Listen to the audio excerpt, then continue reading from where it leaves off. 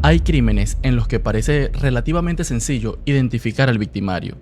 Hay otros en los que incluso después de conocer todos los hechos, seguimos intentando comprender qué ocurrió dentro de la mente de esa persona.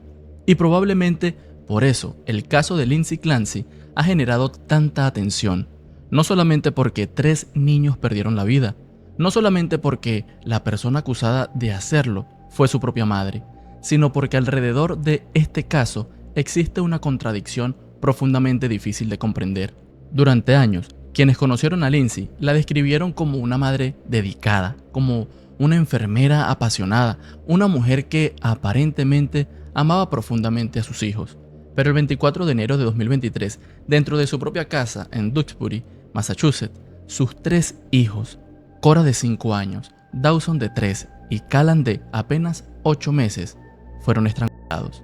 La propia defensa de Lindsay Clancy no sostiene que otra persona haya cometido estos hechos. La discusión que hoy tiene lugar frente a un jurado es otra cosa. ¿Qué estaba ocurriendo en su mente cuando lo hizo? La fiscalía sostiene que Lindsay sabía perfectamente lo que estaba haciendo, que esperó el momento adecuado, consiguió que su esposo saliera de la casa y ejecutó una decisión calculada. La defensa sostiene algo completamente diferente, que durante meses su salud mental se había ido deteriorando y que aquella noche Lindsay se encontraba en un estado psicótico que le impedía comprender verdaderamente la naturaleza de lo que estaba haciendo. Y aquí es donde este caso deja de ser solamente una historia criminal, porque nos obliga a entrar en uno de los terrenos más difíciles del derecho penal. ¿Qué ocurre cuando una persona comete un acto terrible mientras su percepción de la realidad está profundamente alterada? ¿Dónde termina la enfermedad mental y dónde comienza la responsabilidad? Y quizás una pregunta todavía más incómoda. ¿Puede una persona que durante toda su vida fue considerada buena realizar algo absolutamente atroz sin que necesariamente exista detrás de ello lo que nosotros entendemos como maldad? Esto es inhumano. Para poder entender lo que se está discutiendo actualmente en este juicio, tenemos que regresarnos unos meses antes de la muerte de los niños, porque hay un elemento que, independientemente de cuál sea nuestra posición sobre Lindsay Clancy, resulta difícil ignorar. Lindsay estaba buscando ayuda, y no lo digo como una interpretación personal. Su historial médico, los testimonios que hemos escuchado durante el juicio y las propias declaraciones de su familia muestran que durante los últimos meses de 2022 su salud mental se fue deteriorando. Había ansiedad, problemas severos para dormir, depresión, pensamientos suicidas y eventualmente aparecen también esos pensamientos intrusivos relacionados con sus propios hijos. Ahora, aquí tenemos que hacer una distinción importante. Tener un pensamiento intrusivo no significa necesariamente querer ejecutar ese pensamiento. Y precisamente parte de lo que estamos viendo en este juicio es lo extraordinariamente difícil que puede resultar para un profesional determinar cuándo existe solamente un pensamiento y cuándo ese pensamiento representa un peligro real. Porque hubo un momento en diciembre de 2022 que personalmente me parece muy importante dentro de esta historia. Lindsay estaba teniendo pensamientos persistentes relacionados con querer morir, y ella buscó ayuda. Contactó a un servicio llamado Aspire, buscando atención psiquiátrica, pero durante esa evaluación aparece una palabra que vamos a escuchar varias veces en este caso: plan. Le preguntaron, ¿tienes un plan? Es decir, no solamente estás pensando en quitarte la vida, sino ¿has pensado concretamente cómo hacerlo? Lindsay reportaba pensamientos persistentes, pero no un plan. Y al no existir ese plan, no cumplió con los criterios para recibir atención hospitalaria en ese momento. Y quiero detenerme aquí porque no estoy diciendo que el profesional que realizó aquella evaluación haya actuado incorrectamente. Existen protocolos, existen criterios para determinar niveles de riesgo y nosotros estamos analizando todo esto retrospectivamente con una información que aquellos profesionales evidentemente no tenían. Nosotros sabemos cómo terminó la historia. Ellos en ese momento no tenían cómo saberlo. Pero también considero legítimo hacernos una pregunta. Cuando una persona está pidiendo ayuda porque tiene pensamientos persistentes sobre su propia muerte, ¿hasta qué punto debemos esperar a que exista un plan concreto para considerar que estamos frente a una situación suficientemente grave? Y esta no sería la última vez que Lindsay buscaría ayuda. El 31 de diciembre, su situación llegó al punto de que terminó acudiendo al Hospital General de Massachusetts y posteriormente fue trasladada al Hospital McLean. Esta vez sí fue hospitalizada. Permaneció allí desde el 1 hasta el 5 de enero del año 2023. Es decir, 19 días antes de la muerte de sus hijos, Lindsay Clancy salía de una hospitalización psiquiátrica. Y aquí es donde este caso comienza a volverse muchísimo más complejo, porque los profesionales que la evaluaron en McLean no determinaron que estuviera psicótica. La doctora Alia Goodhart declaró durante este juicio que Lindsay fue diagnosticada con un trastorno depresivo mayor severo, pero sin características psicóticas. También explicó que fue considerada de riesgo bajo o mínimo y que cuando salió del hospital no tenía preocupación porque Lindsay representara un peligro para ella misma o para otra persona. Entonces esto también hay que decirlo, porque si queremos analizar seriamente el caso, tenemos que presentar aquello que favorece a la defensa y aquello que favorece a la fiscalía. La defensa nos presenta a una mujer cuyo estado mental se estaba deteriorando y que buscó desesperadamente ayuda. La fiscalía nos presenta los testimonios de profesionales que estuvieron frente a ella o que la atendieron y que aseguran que no observaron psicosis. Y las dos cosas forman parte de la evidencia que actualmente está escuchando el jurado. Pero hay otro testimonio que personalmente me llamó muchísimo la atención, el de la psiquiatra Jennifer Tufts. Tufts trató a Lindsay Clancy durante aproximadamente 4 meses. Tuvieron 14 consultas. La última ocurrió el 23 de enero de 2023, un día antes de la muerte de los niños. Y durante el contrainterrogatorio de la defensa apareció un dato bastante particular. Las 14 consultas fueron telemedicina, es decir, por videollamada. Hasta que esta mujer llegó a este tribunal a declarar, nunca había visto personalmente a Lindsay Clancy. Nunca habían estado físicamente frente a frente. Y le saludó, ¿verdad? Y le dio la mano cuando llegó a su oficina. Fue por telemedicina. ¿Telemedicina? Telemedicina. Telemedicina. Es justo decir que después de, que será 14, tal vez usted le dijo al jurado, 14 citas que tuvo con Lindsay durante ese periodo de septiembre a enero, ¿son 14 citas? Sí. Cada una de ellas fue por telemedicina, ¿verdad? Sí. Hasta que entraste a esta sala el viernes, nunca habías visto a esta mujer en persona, ¿verdad? Correcto. Yo podía verla. Siempre era una cita por video. No podía darle un abrazo, pero en realidad eso no es algo que los psiquiatras normalmente hagan con los pacientes. Me lo imagino. Ahora te estoy viendo y el estrado de los testigos te tapa la mitad del cuerpo, ¿verdad? Así que no puedo ver de tu cintura para abajo, tus piernas, tus pies, tus manos, nada. Esa es la misma vista que tienes en una consulta por telemedicina, ¿verdad? Sí. ¿No es justo decir que has estudiado y que has aprendido que hay manifestaciones objetivas que los pacientes pueden tener? Eso sería como una señal, como cuando juegas póker y tienes una señal, eso sería un indicio de que están estresados o alterados emocionalmente, ¿cierto? Sí. Como retorcerse las manos, ¿verdad? Sí. ¿Pudiste ver que se retorcía las manos cuando tú...? ¿Era por telemedicina?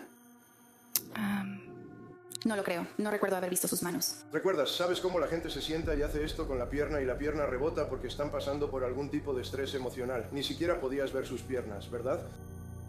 No podía ver sus piernas, pero sabía que estaba bajo estrés. Y aquí sí quiero dar una apreciación personal.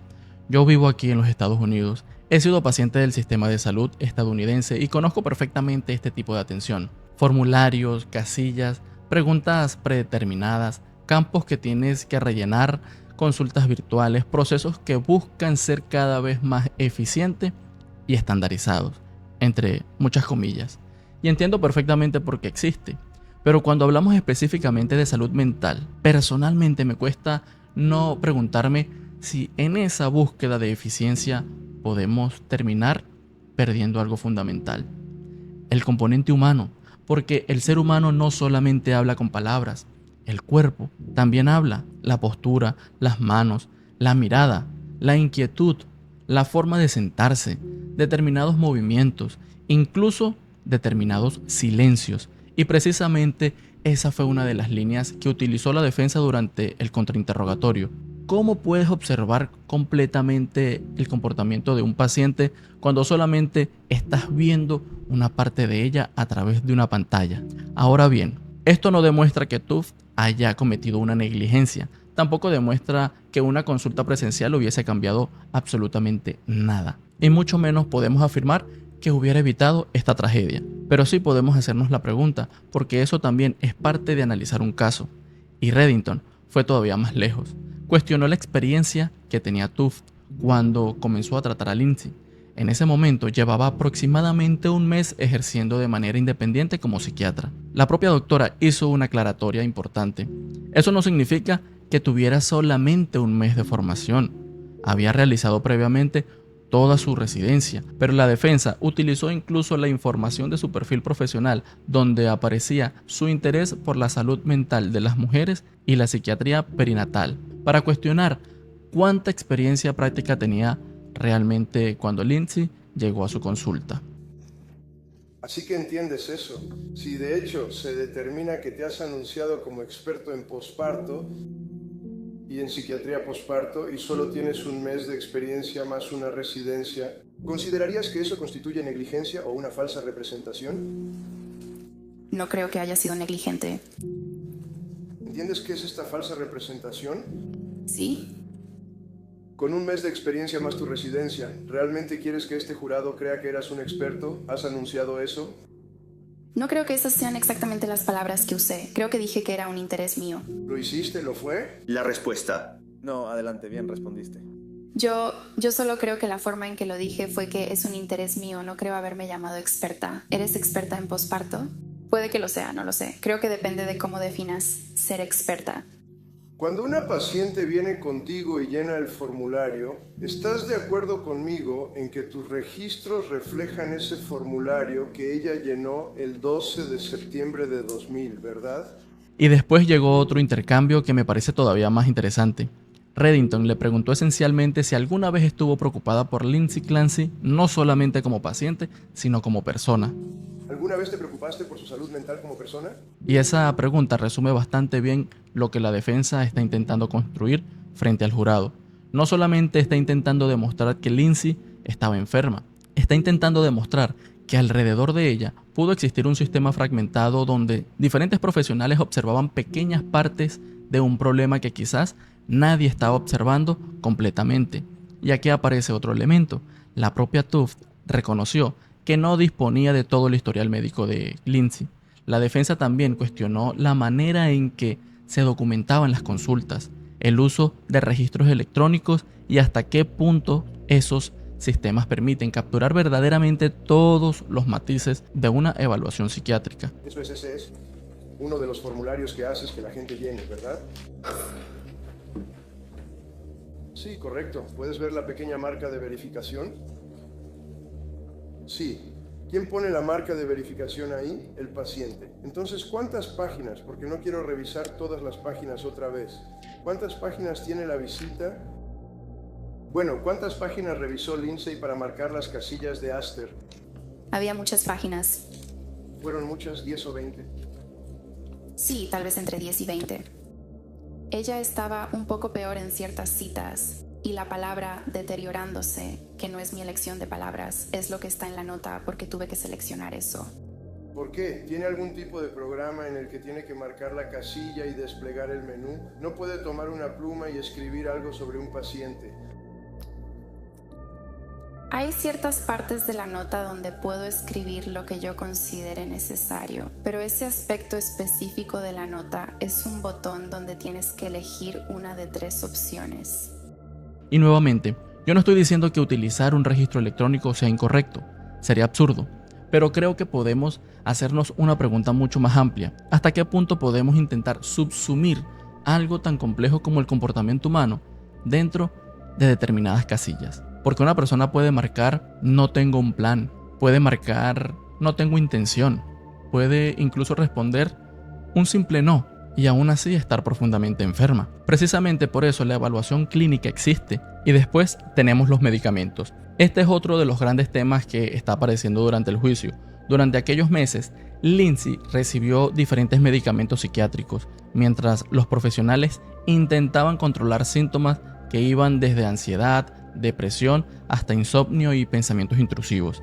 Algunos medicamentos eran incorporados, otros se reducían, otros se suspendían. Lindsay reportaba determinados efectos. Los profesionales ajustaban el tratamiento Y aquí tampoco quiero caer en algo demasiado sencillo como decir la sobremedicaron y por eso ocurrió todo. Eso es precisamente algo que se está discutiendo. La defensa sostiene que determinados medicamentos unidos a una enfermedad bipolar que según sus expertos no había sido correctamente identificada contribuyeron al deterioro. La fiscalía cuestiona esa interpretación y los profesionales que trataron a Lindsay han defendido muchas de las decisiones que tomaron.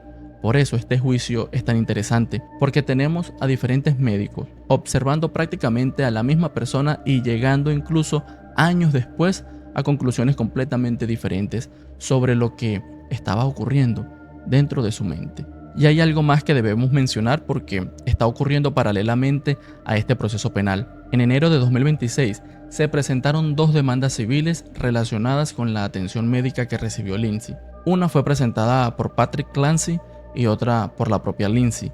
Estas demandas señalan a diferentes profesionales e instituciones y alegan, entre otras cosas, fallas en el diagnóstico, seguimiento y manejo de los medicamentos. Y aquí quiero utilizar correctamente las palabras. Son alegaciones. Que exista una demanda no significa que exista negligencia demostrada. Eso tendría que determinarse dentro de otro proceso y bajo otras reglas. Pero considero importante mencionarlo porque nos permite entender que la discusión sobre la atención médica que recibió Lindsay no está ocurriendo solamente dentro de este juicio penal. Existe también una controversia civil paralela. Y entonces llegamos a algo que para mí, como abogado, es fundamental separar. Una cosa es preguntarnos, ¿el sistema de salud pudo haber hecho algo diferente?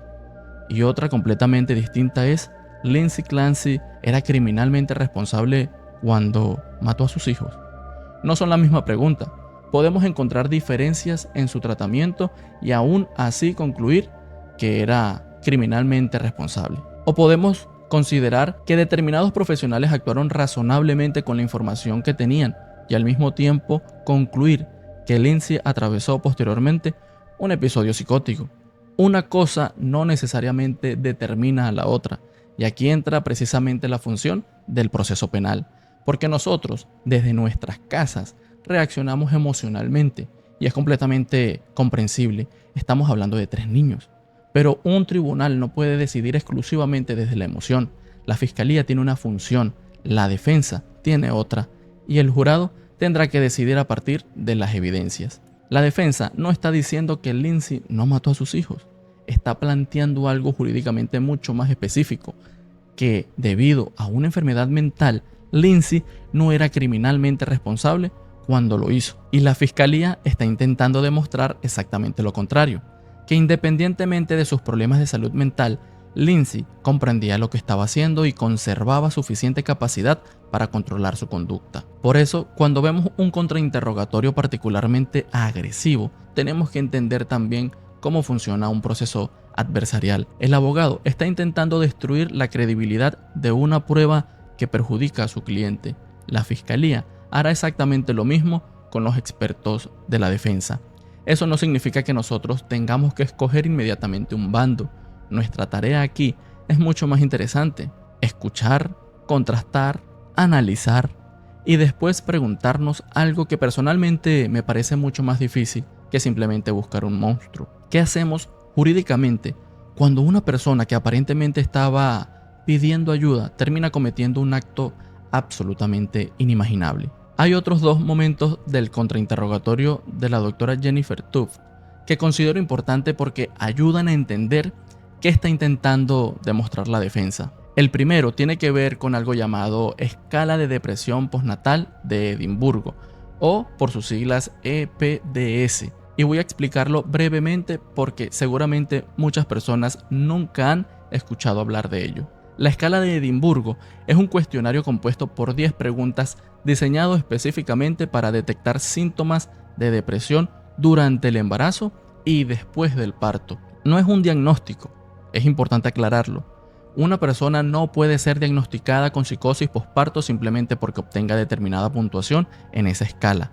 Tampoco sustituye una evaluación psiquiátrica. Lo que hace es servir como una señal de alerta, dependiendo de la puntuación y sobre todo de determinadas respuestas, incluyendo una pregunta relacionada con pensamientos de hacerse daño. Puede indicar que esa mujer necesita una evaluación mucho más profunda. Y aquí ocurrió algo bastante llamativo. Reddington le pregunta a la doctora Tufts si conocía la escala de Edimburgo. Ella respondió que había escuchado hablar de ella, pero cuando le preguntó cómo se puntuaba, reconoció que no podía explicarlo porque no la utilizaba. Y entonces la defensa introdujo otro dato. Lindsay había realizado anteriormente esta evaluación y según lo presentado durante el interrogatorio, obtuvo 23 puntos sobre un máximo de 30. Tufts declaró que no sabía que esa evaluación se había realizado y tampoco conocía ese resultado cuando estaba tratando a Lindsay. Ahora bien, para ser justo, también debemos escuchar la explicación de la psiquiatra. Ella aclaró que en su práctica no utilizaba la escala de Edimburgo, utilizaba otra herramienta llamada PHQ-9, que también se utiliza para evaluar síntomas de depresión. Hay pruebas que se le aplican a una mujer en posparto para saber qué tipo de ansiedad tiene, ¿cierto? Bueno, hay algunas pruebas de detección, pero lo más importante es lo que la paciente me dice y mi evaluación durante la sesión. Ya veo, y eso se mantendría en las evaluaciones de Tufts a lo largo de las 14 sesiones, es decir, lo que la paciente te dice, ¿verdad? Sí, y lo que observo en la sesión. ¿Por teléfono? Por computadora. Si me puedes decir, ¿qué es la prueba de Edimburgo? Es una escala que evalúa los síntomas de la depresión posparto. Y cuando la aplicas, esa es una prueba importante, ¿no? Para que un doctor evalúe a un paciente por depresión posparto. No diría que es una prueba importante. Pero sí es bastante importante, ¿no? Es la única que mide la depresión posparto, ¿verdad? Es una de uso común. ¿Es una qué? Común, de uso común. No lo sé, está bien. Entonces, ¿cuándo la usaste con Lindsay? ¿Cuándo se le administró eso? No la usé con Lindsay. ¿Por qué? Usamos el PHQ, que es 8. Es un formulario de evaluación para la depresión. Eso es como trastorno de ansiedad generalizada, depresión general. No tiene nada que ver con una mujer que sufre depresión posparto, ¿verdad? No estoy de acuerdo. Bueno, ¿está de acuerdo en que personas que tal vez saben un poco más que usted determinaron que la escala de Edimburgo es la escala apropiada para aplicar a una mujer embarazada o en posparto? Se admite la objeción en cuanto a la forma. Está familiarizado con la escala de Edimburgo, ¿verdad? He oído hablar de ella. ¿Y puede explicarme cómo se califica? No puedo. Hay 30 preguntas en ella, ¿no es así? No uso esta escala, así que no sé cuántas preguntas hay. Entonces, la escala de Edimburgo, siquiera sabes que el punto de corte para alguien que está deprimido en su condición de posparto sería 15. Cualquier cosa por encima de eso, están en depresión severa. Está bien. ¿Sabes que su primera prueba de Edimburgo que le aplicaron la puso en un nivel de depresión severa? Yo no estaba al tanto de esta prueba. No sabía que se le había aplicado a ella. Por eso el punto no debería ser simplemente utilizó una prueba incorrecta. Eso sería simplificar demasiado. Para mí la pregunta más interesante es otra. ¿Cómo es posible que una profesional que estaba tratando la salud mental de Lindsay no tuviera conocimiento de un resultado previo que reflejaba síntomas depresivos tan importantes? Y nuevamente volvemos al mismo problema que hemos venido observando. Información fragmentada, profesionales distintos, instituciones diferentes, registros que aparentemente no siempre estaban conectados entre sí y una paciente moviéndose en medio de todo aquello. El segundo punto tiene que ver con uno de los medicamentos que recibió Lindsay, el llamado Zoloft. Zoloft es el nombre comercial de la sertralina, un antidepresivo perteneciente a una familia de medicamentos conocidas como inhibidores selectivos de la recaptación de serotonina, los llamados SSRI. Tufts se los recetó a Lindsay y durante el contrainterrogatorio, Reddington, el abogado de Lindsay, comenzó a preguntarle por los efectos secundarios del medicamento. Uno de ellos es particularmente interesante en este caso, el insomnio, porque aquí tenemos a una paciente que ya estaba reportando que uno de los mayores problemas era precisamente que no podía dormir. Y la propia documentación oficial del medicamento reconoce el insomnio como un posible efecto adverso. Pero hay algo todavía más importante, no tenemos que especular sobre si a Lindsay le ocurrió. La propia Tufts leyó durante el juicio sus notas clínicas. Lindsay le había reportado que se sentía terrible, que no podía dormir y que cuando aumentó la dosis, su insomnio había empeorado. Entonces aquí creo que sí existe una pregunta completamente legítima. Si tenemos a una paciente cuya salud mental está siendo severamente afectada por la falta de sueño y un medicamento parece estar agravando precisamente ese síntoma, ¿cómo debe manejarse ese riesgo? Ahora, cuando estaba revisando la sintomatología o cuando estaba revisando los efectos secundarios de Zoloft, uno de los efectos secundarios de Zoloft es, y cito, problemas graves para dormir, ¿cierto? Sí. ¿Le dijiste eso? Bueno, el insomnio está listado como un efecto secundario. No. No, ya dijiste que sí, lo sabes. Solo dime si le dijiste que el Zoloft tiene como efecto secundario causar graves problemas para dormir. Eso es todo. Así que no usé la palabra grave porque normalmente no causa graves problemas para dormir, pero pensé que te referías a cuando ella me dijo que sí tenía graves problemas para dormir y eso era fue cierto. Que ella te dijo, ¿verdad? Que tenía graves problemas para dormir, ¿verdad? Ella me dijo. Sí. Y sabes que uno de los efectos secundarios de Zoloft es, digamos, problemas para dormir. ¿Sabes eso, verdad? Sí. Tu respuesta es sí. El jurado tiene que poder escucharlo. Sí. ¿Y por qué le recetaría Zoloft a una mujer joven que está en posparto, que viene con ansiedad y le dice que no puede dormir? ¿Tiene todos estos síntomas y usted le receta un medicamento que tiene como efecto secundario problemas para dormir? Las personas tienen respuestas muy variadas a los medicamentos. Algunas no tienen efectos secundarios, otras tienen 1 o 2. Es imposible predecirlo, pero Zoloft es una de las mejores opciones, una de primera línea. ¿Quién lo dice? Estaba completo. Dice que es el consenso general. Correcto, ¿sabes sobre entre la gente los psiquiatras? Sí, no pueden hablar los dos al mismo tiempo. Así que deja que termine su respuesta y luego te daré suficiente tiempo para hacer cualquier pregunta sobre su respuesta. Así que ¿puedes terminar tu respuesta sobre eso? Hay una amplia investigación que respalda el uso de sertralina en este caso y el consenso general entre los psiquiatras es que es de primera línea, un medicamento seguro para las personas, incluidas las mujeres en posparto. Eso no significa decir que Zoloft, el medicamento, provocó lo que ocurrió. No existe base para hacer una afirmación de ese tamaño, pero forma parte de la historia clínica de Lindsay y por supuesto la defensa lo está utilizando. Y después aparece quizás la parte más controversial del interrogatorio, la llamada Black Box Warning. Una advertencia de caja negra es el nivel de advertencia más fuerte que la FDA exige colocar en determinados medicamentos. En el caso de Zoloft, existe una advertencia relacionada con pensamientos y conductas suicidas. Pero aquí tengo que hacer una precisión, porque incluso durante el propio interrogatorio se mezclaron algunos conceptos. La información oficial de Zoloft establece que los estudios encontraron un aumento de riesgo de pensamientos o conductas suicidas principalmente en niños, adolescentes y adultos jóvenes de hasta 24 años. Lindsay era mayor, y precisamente esa fue la defensa de la doctora Tufts. Su posición fue esencialmente que Lindsay estaba fuera del grupo de edad en el que los estudios habían demostrado ese incremento del riesgo. Reddington respondió con otra pregunta.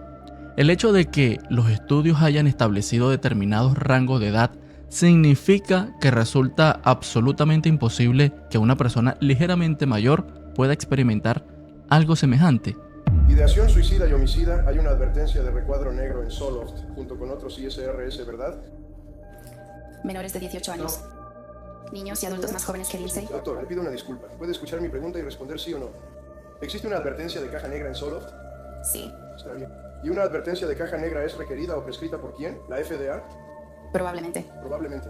Y básicamente advierte que, especialmente con los jóvenes o adultos jóvenes, que puede causar ideas suicidas o, Dios no lo quiera, homicidas, ¿sí? ¿Sí? ¿Y sabes qué? De hecho, la FDA ha determinado que eso puede afectar posiblemente hasta los 23, 24 o 25 años, lo sabes, ¿verdad? Creo que sí. 24. Es lo que Está bien, dicen. 24. Es posible, ¿no es así? Que los ISRS que llegan al cerebro de una persona afectan a alguien que tiene 3 o 4 años más que el límite de la FDA. ¿Límite con ideación suicida o ideación homicida? ¿Es posible? Hay mucho desarrollo en el cerebro entre, digamos, los 24 y casi los 30. El cerebro está completamente maduro después de los 24 años, así que es menos vulnerable que en una persona más joven. Y aquí tenemos que separar dos cosas. Una es la estrategia de un abogado durante un contrainterrogatorio. Otra es lo que científicamente podemos afirmar. La advertencia oficial habla de pensamientos y conductas suicidas. No establece que Zoloft produzca pensamientos homicidas. Y los estudios que sustentan esa advertencia no demuestran un aumento del riesgo suicida en adultos mayores de 24 años. Eso hay que decirlo, porque nuestra función aquí no es repetir automáticamente lo que afirma la Fiscalía o lo que afirma la defensa, es comprobarlo. Ahora bien, existe otro elemento que también debemos mencionar. La propia ficha de Zoloft establece que antes de iniciar el medicamento debe evaluarse al paciente buscando antecedentes personales o familiares de trastorno bipolar, manía o hipermanía. ¿Por qué? Porque en una persona con trastorno bipolar, determinados antidepresivos pueden precipitar un episodio maníaco o mixto. Y esto resulta especialmente relevante ahora que los expertos de la defensa están argumentando durante este juicio que Lindsay padecía un trastorno bipolar que no había sido correctamente identificado. ¿Demuestra esto que Zoloft desencadenó una psicosis? No. ¿Demuestra que Tuft actuó negligentemente? Tampoco. Pero sí demuestra por qué durante este juicio se están revisando con tanto detalle decisiones médicas que, vistas aisladamente en 2022, podían parecer completamente ordinarias. Porque ahora conocemos el desenlace.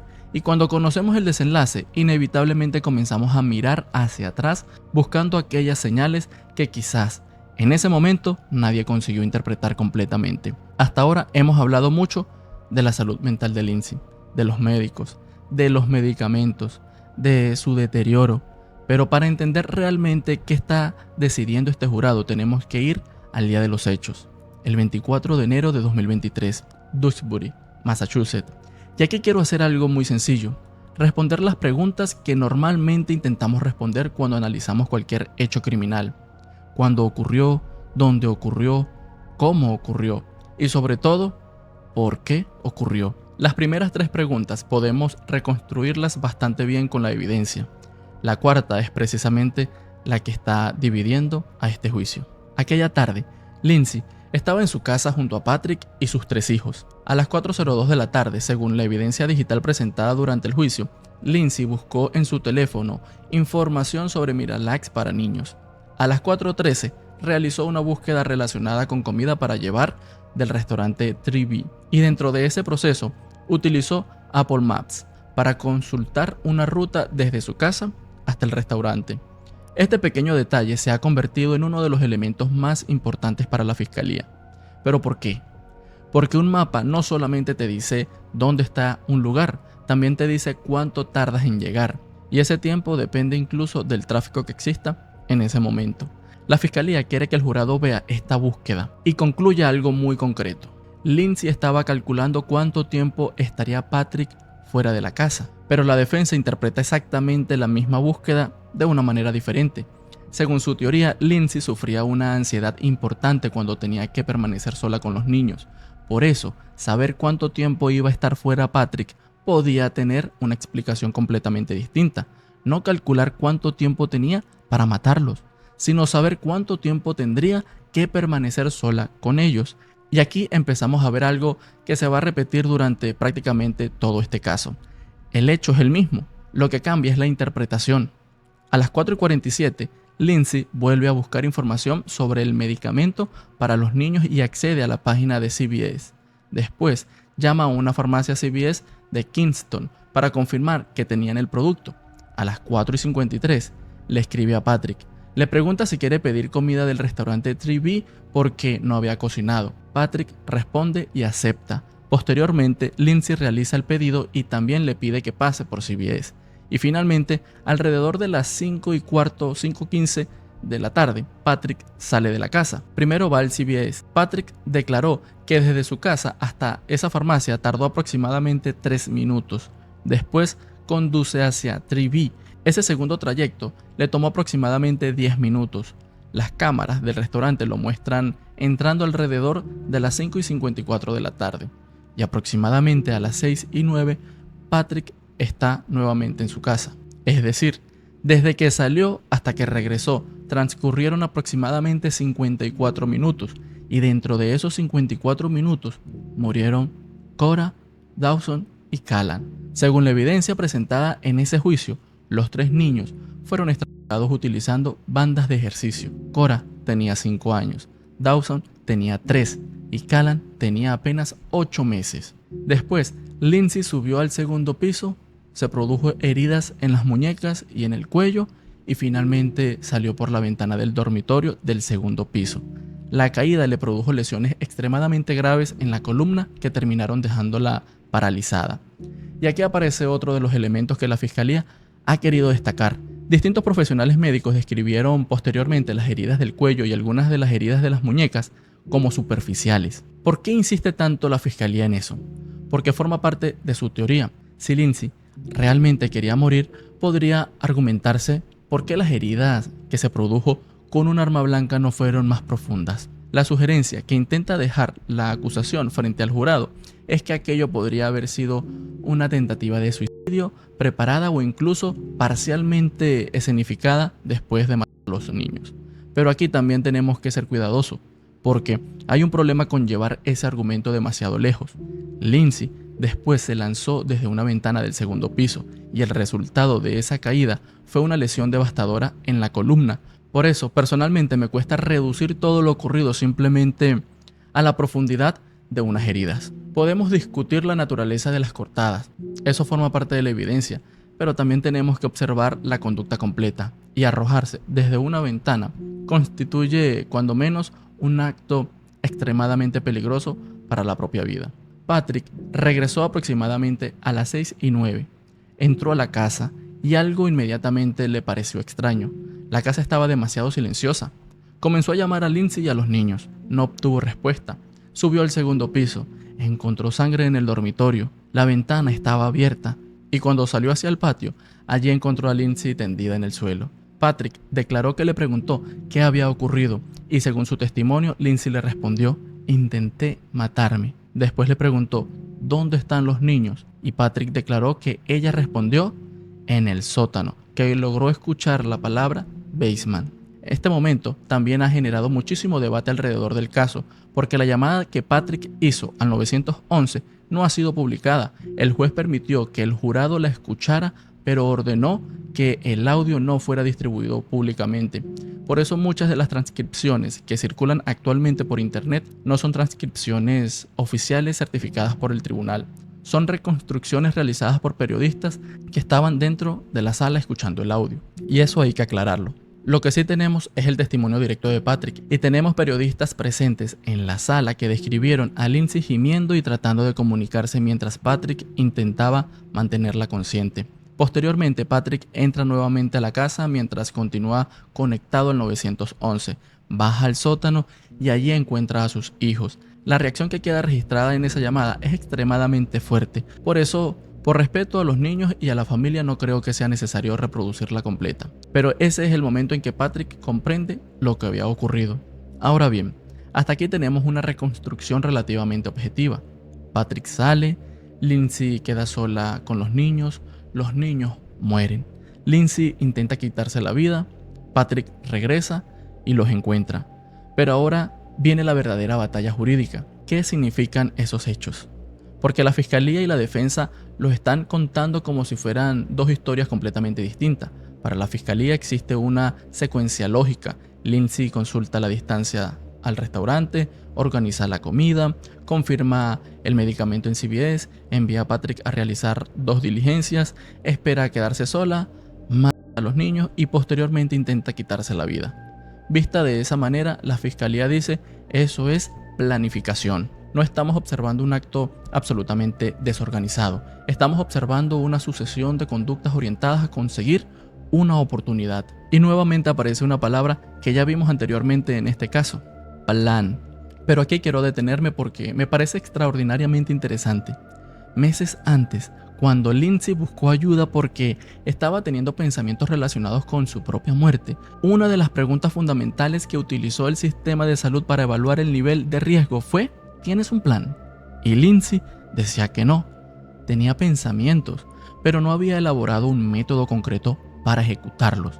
Y esa ausencia de un plan fue uno de los elementos utilizados para considerar que no cumplía determinados criterios de hospitalización en aquel momento. Ahora avanzamos unas semanas y tenemos al sistema de justicia sosteniendo sí existía un plan. No porque Lindsay haya dejado escrito voy a hacer esto a determinada hora, sino porque la fiscalía está intentando reconstruir retrospectivamente una intención a partir de su comportamiento. Y aquí quiero hacer una precisión jurídica importante. Estas dos ideas de plan no significan exactamente lo mismo. En una evaluación psiquiátrica de riesgo suicidio, preguntar si existe un plan forma parte de una evaluación clínica realizada en un momento determinado. En un proceso penal, la fiscalía puede intentar demostrar planificación o premeditación mediante evidencia circunstancial.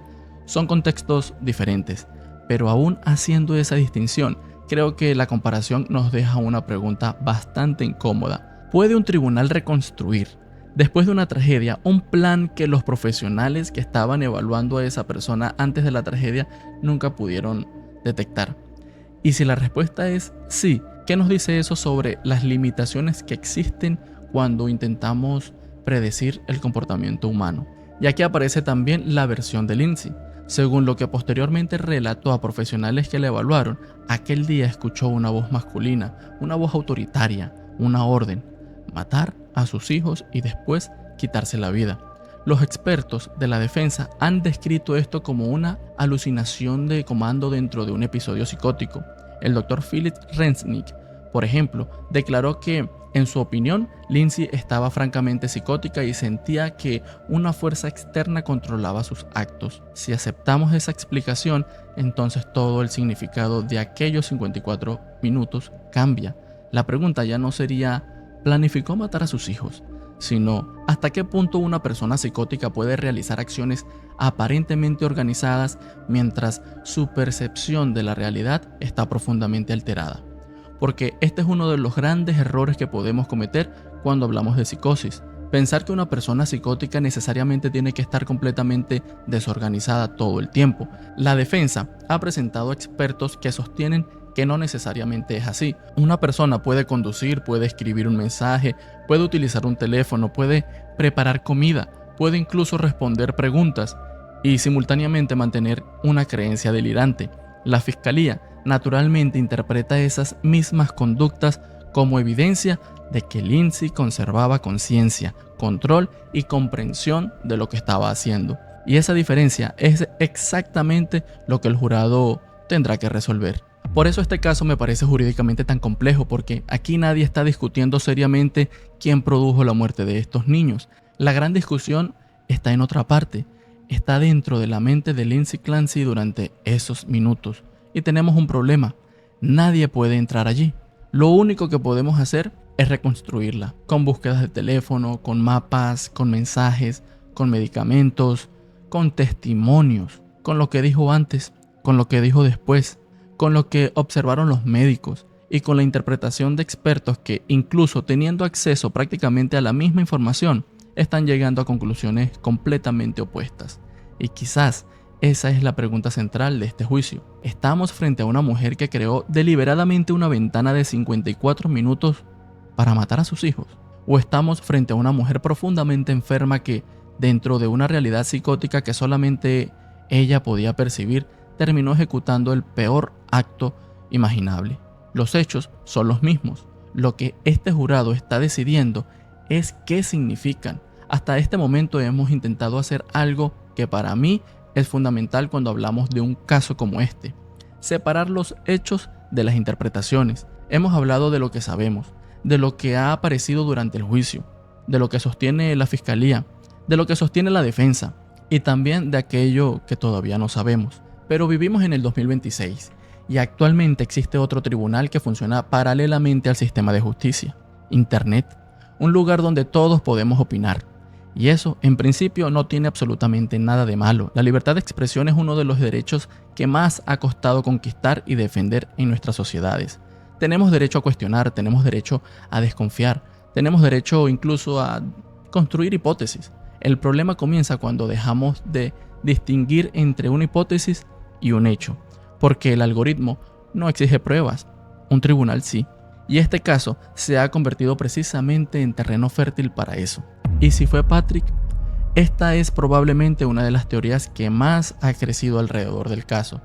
Hay personas que directamente sospechan de Patrick Clancy, y los argumentos que circulan son muchos. que estuvo demasiado tiempo fuera de la casa, que supuestamente cambió de ropa, que existían búsquedas extrañas en dispositivos electrónicos, que rehizo su vida demasiado rápido, que se mudó a Nueva York, que posteriormente se volvió a casar. Incluso ha aparecido una reseña de un sendero en Costa Rica, publicada pocas semanas después de la muerte de sus hijos, que algunos usuarios atribuyen a Patrick. Y a partir de ahí, Internet ha hecho lo que mejor sabe hacer: conectar puntos. El problema es que conectar puntos no necesariamente significa demostrar una conexión. Tomemos por ejemplo aquellos 54 minutos. La pregunta que aparece constantemente en redes es: ¿por qué Patrick tardó aproximadamente 54 minutos si los lugares estaban relativamente cerca de su casa? Planteada así puede sonar sospechosa, pero cuando comenzamos a incorporar la evidencia presentada durante el juicio, la historia cambia. Patrick no desapareció durante 54 minutos. Tenemos registros, tenemos cámaras, tenemos llamadas, tenemos actividad electrónica. Alrededor de las 5:24 envió un correo relacionado con su trabajo. Aproximadamente a las 5:32 las cámaras lo registran entrando al CVS. Mientras estaba allí, tuvo dificultades para encontrar el medicamento que Lindsay le había pedido y la llamó. Ella no respondió inicialmente, y aproximadamente un minuto después, Lindsay le devolvió la llamada. Hablaron brevemente sobre el medicamento. Es decir, Lindsay estaba viva utilizando su teléfono y hablando con Patrick mientras él estaba físicamente registrado dentro de la farmacia. Y hay algo todavía más interesante. Mientras Patrick estaba afuera, los datos de salud almacenados en el iPhone de Lindsay registraron movimientos compatibles con subir escaleras. Entre aproximadamente las 5:33 y las 5:38 se registraron 2 ascensos. Eso no nos permite reconstruir cada movimiento ocurrido dentro de aquella casa, pero sí constituye evidencia objetiva que tenemos que incorporar antes de construir cualquier teoría. Después tenemos la famosa computadora, la Surface Pro. Durante la investigación apareció una navegación relacionada con métodos de suicidio, y evidentemente eso generó sospechas, porque durante el propio juicio apareció un contexto adicional. Patrick declaró que había utilizado aquel dispositivo para buscar al músico Tom Hall. Hall había muerto por suicidio. Desde su página de Wikipedia se podía llegar mediante enlaces a información relacionada con el método utilizado, y cuando el investigador fue interrogado, no pudo determinar quién estaba utilizando concretamente aquel dispositivo cuando se produjo aquella navegación. Entonces, nuevamente, podemos considerar extraño un dato, pero extraño no significa incriminatorio. Después tenemos Costa Rica. Existe una reseña publicada en febrero de 2023 atribuida a Patrick Clancy sobre un sendero en Costa Rica, y evidentemente Internet inmediatamente comenzó a preguntar: ¿cómo puede un padre viajar pocas semanas después de perder a sus 3 hijos? Pero aquí tenemos que tener muchísimo cuidado. Primero, porque el duelo no tiene manual. Yo no sé cómo se supone que debe comportarse una persona después de encontrar muerto a sus 3 hijos. Y sinceramente espero nunca saberlo. Algunas personas se encierran, otras personas necesitan huir físicamente del lugar donde ocurrió todo. Algunas trabajan, algunas viajan, algunas no pueden levantarse de una cama. Nos puede parecer extraño. Podemos decir que nosotros probablemente reaccionaríamos diferente, pero convertir una manera de atravesar el duelo en evidencia de participación en un crimen es un salto gigantesco. Y segundo, en redes también se ha intentado conectar ese viaje con la mujer que posteriormente se convirtió en su esposa. Hasta este momento yo no he encontrado evidencia presentada en este juicio que demuestre que Rachel Danis estuviera con Patrick en Costa Rica en febrero de 2023, ni que existiera entre ellos una relación sentimental en aquel momento. Por lo tanto, no voy a presentarlo como un hecho. Es una teoría de internet, nada más. También se cuestiona que Patrick haya rehecho su vida. Actualmente está divorciado de Lindsay, se mudó a Nueva York y en 2026 se casó nuevamente. Y algunas personas consideran que rehacer su vida después de una tragedia de esta magnitud resulta sospechoso. Personalmente yo no puedo hacer esta inferencia, porque nuevamente estaríamos intentando imponerle a otra persona nuestra propia manera de procesar el duelo. Además, existe un dato que para mí resulta bastante difícil de reconciliar con la idea de un Patrick intentando simplemente destruir a Lindsay. Después de la muerte de sus hijos, Patrick pidió públicamente que la gente perdonara a su esposa. Ha hablado de ella como una persona amorosa que estaba profundamente enferma. y actualmente él mismo mantiene una demanda civil contra profesionales e instituciones médicas argumentando precisamente que el tratamiento que recibió Lindsay contribuyó al deterioro de su salud mental. Eso tampoco demuestra que Patrick sea una buena o una mala persona, simplemente es evidencia que también tenemos que incorporar. Y después tenemos algo todavía más delicado, la llamada al 911.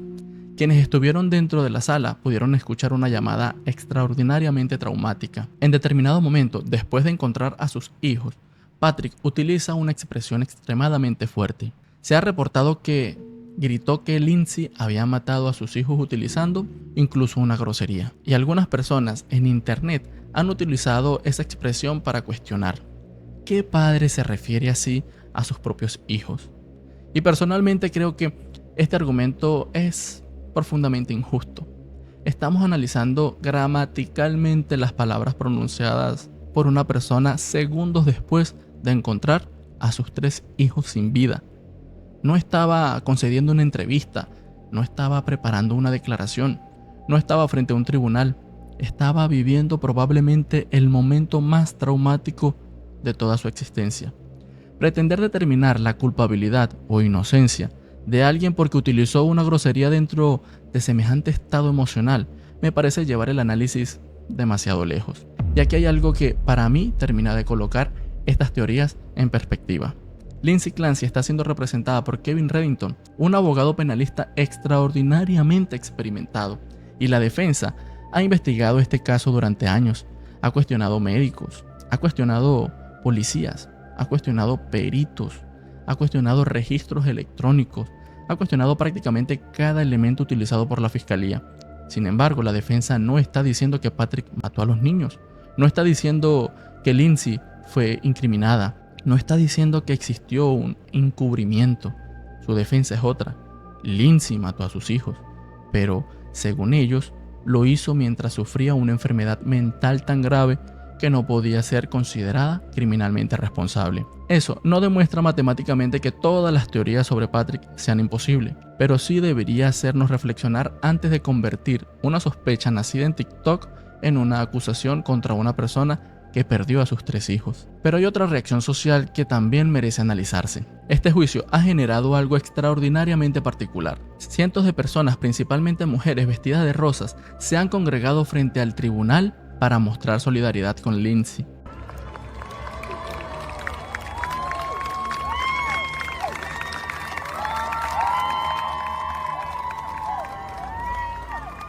Podemos ver camisetas que dicen "Believe, she need help, peace for Lindsay". Yo quiero ser extraordinariamente cuidadoso con esto, porque creo que entiendo el mensaje que muchas de estas mujeres están intentando transmitir.